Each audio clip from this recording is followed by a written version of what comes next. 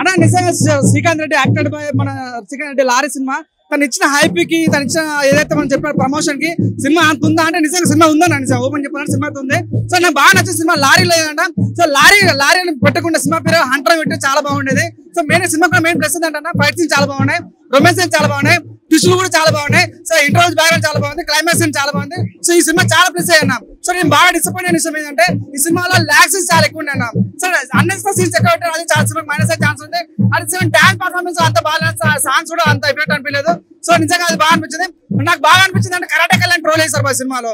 So మరి cinema మరి ఎక్కువ ఎప్పటివరకు ఉందో తెలియదు కానీ సో కరాటే కళ్యాణ్ ట్రోల్ చేయడం జరిగింది. కొన్ని రొమాన్స్ సీన్స్ అయితే లిప్ లాక్ సీన్స్ చాలా ఘోరంగా పెట్టారు. సో సినిమా అయితే చాలా అంటే చాలా బాగుంది. ఫైట్ సీన్స్ అయితే బీభత్సం అన్న. సో కూత ర్యాంప్ ఆడించిన ఫీలింగ్ వచ్చింది, దెత్తడి పోచమ్మ కూడా అన్న ఫీలింగ్ కలిగింది. సో తన రేంజ్ కి ఇట్లాంటి సినిమా రావడం చాలా బాగుంది. సిట్టింగ్ లో థమ్స్ అప్ డైరెక్టర్ క్యాట్స్ అని చెప్పొచ్చు అన్న. నాకు చాలా బాగా నచ్చింది. అన్నీ చెప్తాను కదా, సినిమాలో కొన్ని అన్నెసెసరీ సీన్స్ ఎక్కువ పెట్టారు. అది కట్ చేసి ఉంటే సినిమాకి ఇంకా చాలా బాగుండేది. సో తను ఇచ్చిన ఏదైతే ఎలివేషన్ ఉందో అది కొద్దిగా డౌన్ అయిన ఫీలింగ్ వచ్చింది. 100% అయితే నాకైతే ఓవరాల్ చెప్తాను, నేనైతే 5కి 3 రేటింగ్ ఇస్తాను. సినిమా అయితే చాలా బాగుంది. ఫైట్ సీన్స్ కానీ బీజిఎం కానీ చాలా కొత్తగా అనిపించింది.